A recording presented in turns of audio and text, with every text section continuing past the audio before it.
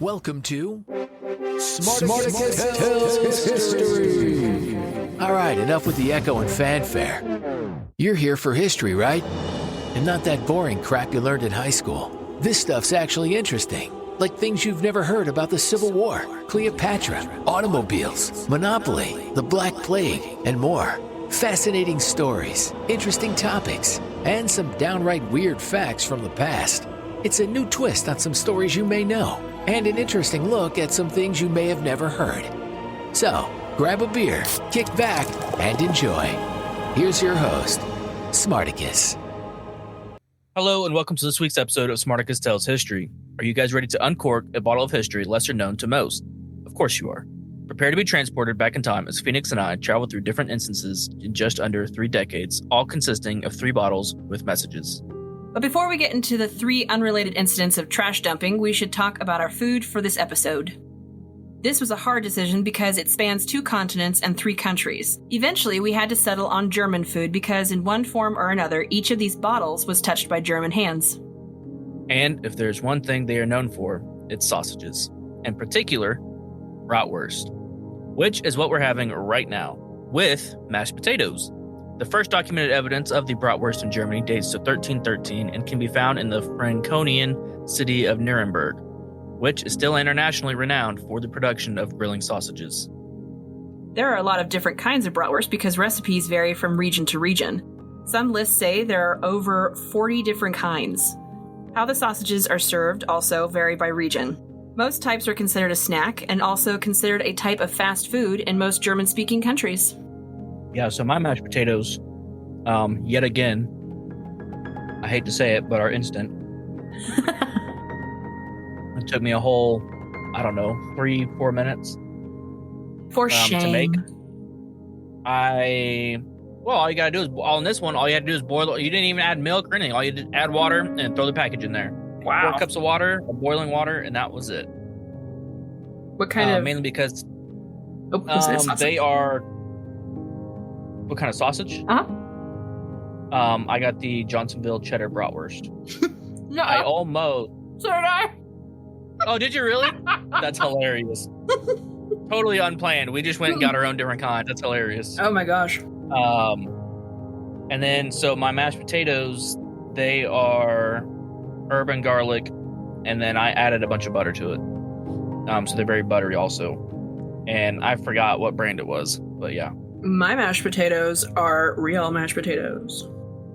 I just made them. Hey, so on the package, it said it used real Idaho potatoes. So it's real in a fashion. It used to be real. No, I'm kidding. Used to be real potatoes.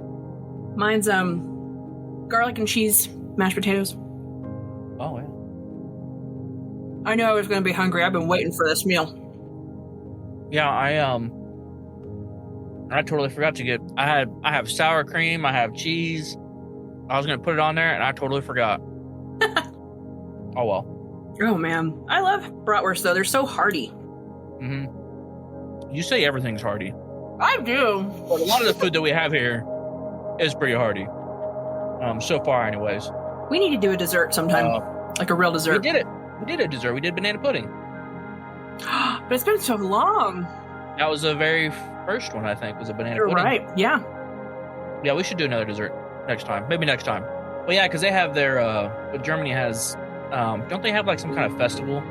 Or, not Oktoberfest, but I mean like for their sausages and stuff. I think they do. Probably. And I can't remember what it's called. I know that anytime you go to Oktoberfest or Beer Fest, there's always sausage too. And sauerkraut. Right. So I almost bought sauerkraut too when I picked up the sausages or the bratwurst. I mean, I was like, man, like I should put these in a bun and do like sauerkraut and stuff, and like mayonnaise and ketchup and mustard. But I didn't. I'm just eating it by itself because they're just that good. They are. They really, really are. Yeah, I would love to go to Germany and actually try their like real German from Germany. Yeah. Sausage and bratwurst and all that. Yeah. I'm sure, and I'd like to try it fresh too. Like go out and slaughter the pig and then make your own sausage and stuff. And I think that'd be cool. Yeah. And I don't know what they use. I don't know if they still use intestine to cover the I think it depends. Some people use the synthetic, and some people use the real stuff. Yeah, that's kind of what I thought. So, but anyways, yeah, that's what we did this week. Bratwurst. So it's pretty good, as most of you, I'm sure, know. Mm-hmm. You all probably had bratwurst before. And if you haven't, you should. Yeah, and we didn't do anything special. I mean, I didn't do anything special. I actually air fried mine. Ooh, nice. I air fried them at 450 for 20 minutes, I think, and they're perfect. Pan seared mine. Yeah. I almost burned them because I forgot I was doing laundry. Oh man, yeah. The bane of my existence is laundry. Oh, yeah, dishes is mine, but yeah.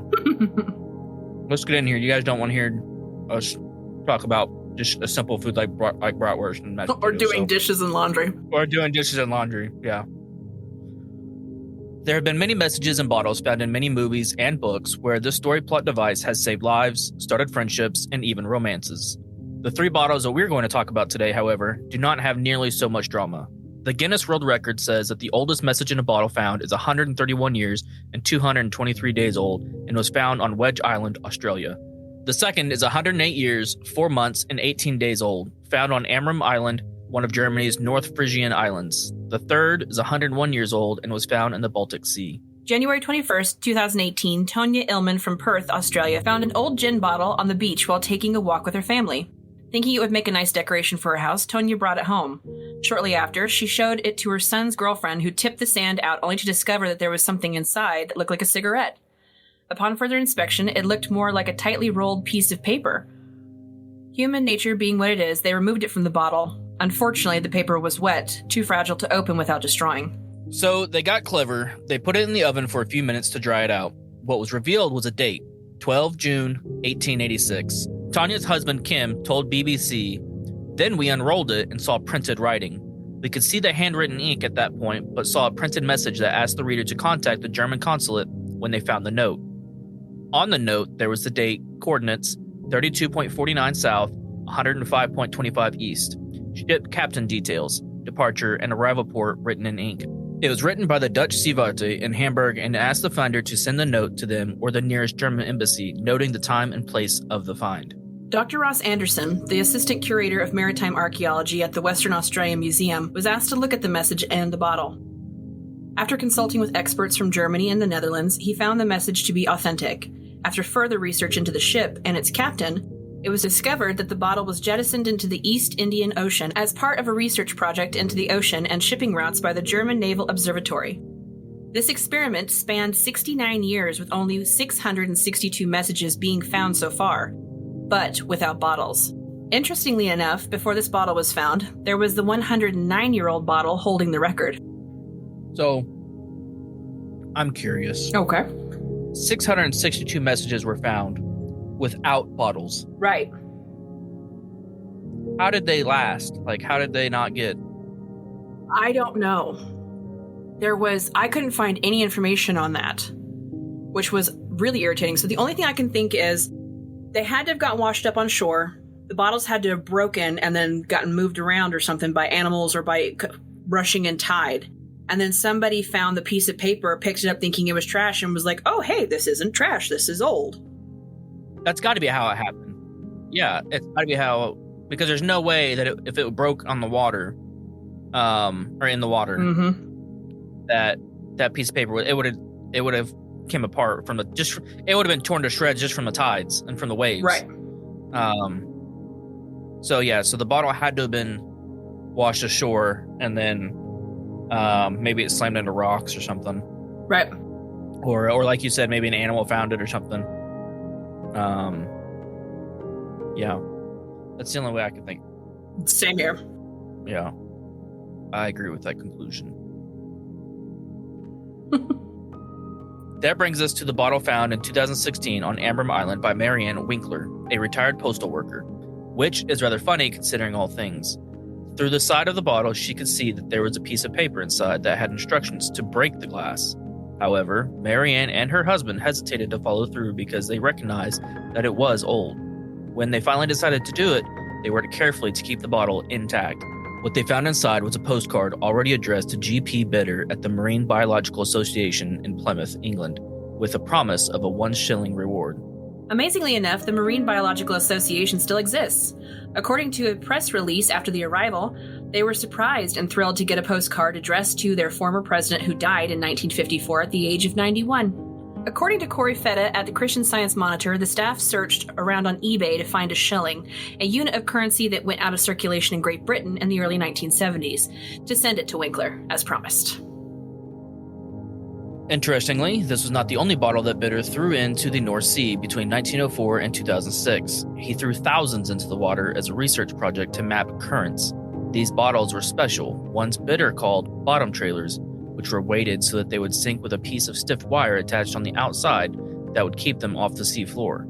The idea was that fishermen trawling the sea would find the bottles and send them in, something the NBA says might be one of the first citizen science projects ever recorded.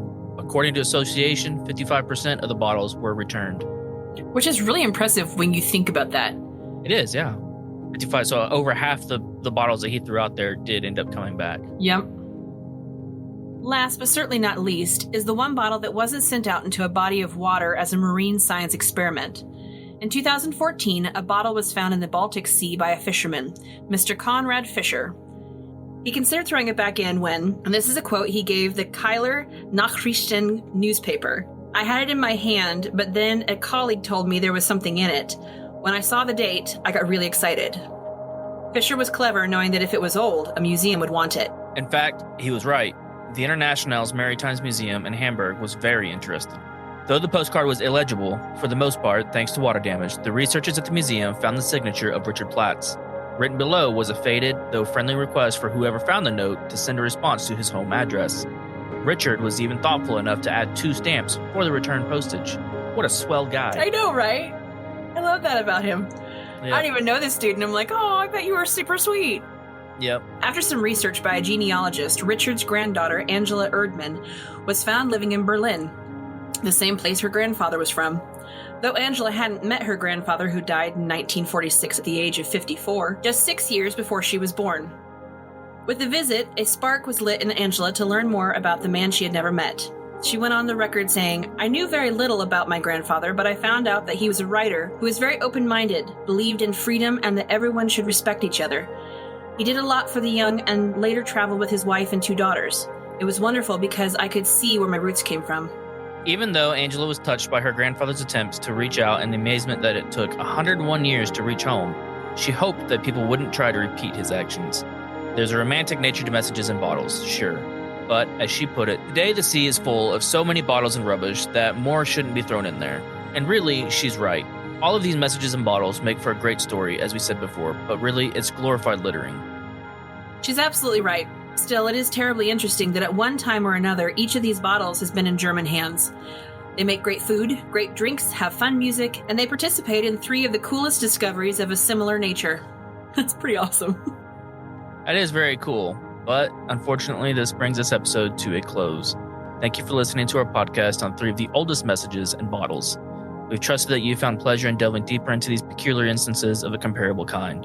Join us next time as we explore another fascinating topic from around the world. Thanks for listening to Smarticus Tells History. If you enjoyed this episode, don't forget to rate and review and make sure to subscribe. And be sure to follow the show at facebook.com/Smarticus Tells History. Or just click the link in the show description. Thanks again for listening. See you next time.